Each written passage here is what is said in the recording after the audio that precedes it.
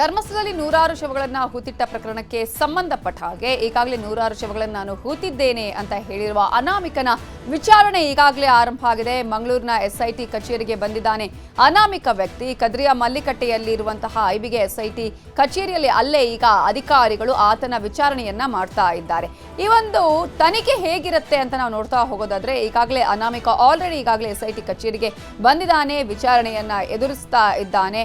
ಆತನ ಒಂದು ವಿಚಾರಣೆಯನ್ನ ಹೇಗೆ ನಡೆಸಲಾಗುತ್ತೆ ಅಥವಾ ಈ ಒಂದು ಎಸ್ಐಟಿ ತನಿಖೆ ಈ ಪ್ರಕರಣದಲ್ಲಿ ಹೇಗಿರುತ್ತೆ ಅನ್ನೋದನ್ನ ನೋಡೋದಾದ್ರೆ ಅನಾಮಿಕ ವ್ಯಕ್ತಿ ಈಗ ಬಂದಿದ್ದಾನಲ್ಲ ಆತನಿಂದ ಈಗ ಹೇಳಿಕೆಯನ್ನ ದಾಖಲಿಸಲಾಗುತ್ತೆ. ವ್ಯಕ್ತಿಯ ಹೇಳಿಕೆಯ ಬಳಿಕ ಸುದೀರ್ಘವಾದ ಒಂದು ವಿಚಾರಣೆ ನಡೆಯುತ್ತೆ. ಈ ವಿಚಾರದಲ್ಲಿ ಆತನ ಹೇಳಿಕೆಯ ಬಳಿಕ ಮಹಜರ ಪ್ರಕ್ರಿಯೆ ನಡೆಯುತ್ತೆ.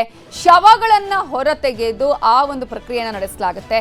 ಜೊತೆಗೆ ಮ್ಯಾಜಿಸ್ಟ್ರೇಟ್ ಸಮ್ಮುಖದಲ್ಲಿ ಕಾನೂನು ಪ್ರಕ್ರಿಯೆಯನ್ನು ಕೂಡ ನಡೆಸಲಾಗುತ್ತೆ. ಎಸಿ ಅಥವಾ ತಹಶೀಲ್ದಾರ್ ಸಮ್ಮುಖದಲ್ಲೇ ಈ ಎಲ್ಲಾ ಪ್ರಕ್ರಿಯೆಗಳು ಕೂಡ ಆಗ್ಬೇಕಾಗತ್ತೆ. ಅಷ್ಟು ಮಾತ್ರ ಅಲ್ಲ, FSL ಸಿಬ್ಬಂದಿ, ಸೋಕೋ ಟೀಮ್, ವೈದ್ಯರ ತಂಡ ಕೂಡ ಇರಬೇಕಾಗುತ್ತೆ ಆ ಸಂದರ್ಭದಲ್ಲಿ.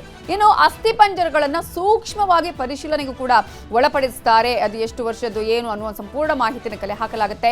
ಸ್ಥಳದಲ್ಲಿ ಸಾಕ್ಷ್ಯವನ್ನ ಸಂಗ್ರಹಿಸಿ FSL ಸಿಬ್ಬಂದಿಗೂ ಕೂಡ ಅದನ್ನ ನೀಡುವಂತಹ ಕೆಲಸ ಆಗುತ್ತೆ.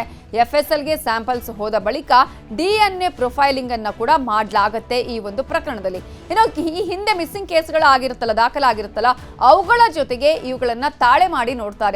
ಇದಕ್ಕೂ ರಿಲೇಟ್ ಇದೆಯಾ ಅನ್ನೋದ್ರ ಬಗ್ಗೆ ಮಿಸ್ಸಿಂಗ್ ಕೇಸ್ಗೆ ಹೋಲಿಕೆಯಾದಲ್ಲಿ ಆ ಸಂದರ್ಭದಲ್ಲಿ ಕುಟುಂಬಕ್ಕೆ ಮಾಹಿತಿಯನ್ನ ಕೊಡ್ತಾರೆ. ಅವರ ಕುಟುಂಬಸ್ಥರ DNA ಸಂಗ್ರಹಿಸಿ ಪರಿಶೀಲನೆಯನ್ನು ಕೂಡ ಮಾಡಲಾಗತ್ತೆ. ಅಸ್ಥಿಪಂಜರ, ತಲೆಬುರುಡೆ, ಹಲ್ಲು ಆಧರಿಸಿ ಅದರ ವಯಸ್ಸೆಷ್ಟು ಅನ್ನೋದ್ರ ಬಗ್ಗೆ ಕೂಡ ಪತ್ತೆಯನ್ನ ಮಾಡಲಾಗುತ್ತೆ. ಗಂಡು ಅಥವಾ ಹೆಣ್ಣಿನ ಮೃತದೇಹ ಅನ್ನೋದ್ರ ಬಗ್ಗೆ ಕೂಡ ಪತ್ತೆಯನ್ನ ಮಾಡಲಾಗತ್ತೆ. ಇಡೀ ಒಂದು ಪ್ರಕರಣವನ್ನು ನಾವು ಗಮನಿಸೋದಾದ್ರೆ ಇದರಲ್ಲಿ ಮರು ಸೃಷ್ಟಿ ಮಾಡಿ ಪರಿಶೀಲನೆಯನ್ನ ಮಾಡಲಾಗತ್ತೆ.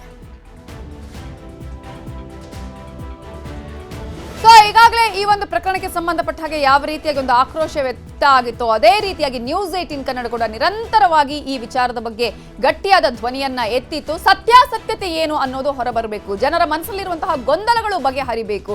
ಒಂದಷ್ಟು ರೀತಿಯಾದಂತಹ ವಿಚಾರಗಳ ಬಗ್ಗೆ ಸಾಕಷ್ಟು ಜನರಿಗೆ ಗೊಂದಲ ಇತ್ತು. ಅದರಲ್ಲೂ ಕೂಡ ಇಲ್ಲಿ ಸಾವಿನ ವಿಚಾರಗಳ ಆಗಿರ್ಬೋದು ಅಥವಾ ಶವಗಳನ್ನ ಹೂತಿಟ್ಟ ಪ್ರಕರಣಕ್ಕೆ ಸಂಬಂಧಪಟ್ಟ ಹಾಗೆ ಅನಾಮಿಕ ಹೇಳಿದಂತಹ ವಿಚಾರಗಳು, ಆತ ನ್ಯಾಯಾಲಯದ ಮುಂದೆ ಅಥವಾ ಸ್ಟೇಷನ್ನಲ್ಲಿ ಹೇಳಿದಂತಹ ವಿಚಾರಗಳ ಬಗ್ಗೆ ಜನರಿಗೆ ಇರುವಂತಹ ಅನುಮಾನಗಳನ್ನ ಪರಿಹರಿಸುವಂತಹ ನಿಟ್ಟಿನಲ್ಲಿ ಇಲ್ಲಿ ಸತ್ಯಾಸತ್ಯತೆ ಹೊರಬರಬೇಕು ಅಂತ ಹೇಳಿ ನ್ಯೂಸ್ 18 ನಿರಂತರವಾಗಿ ಸುದ್ದಿಯನ್ನ ಪ್ರಸಾರ ಮಾಡಿತ್ತು. ನ್ಯೂಸ್ 18 ಗಟ್ಟಿ ಧ್ವನಿಯಲ್ಲಿ ವಿಚಾರವನ್ನ ಪ್ರಸ್ತಾಪಿಸಿತ್ತು.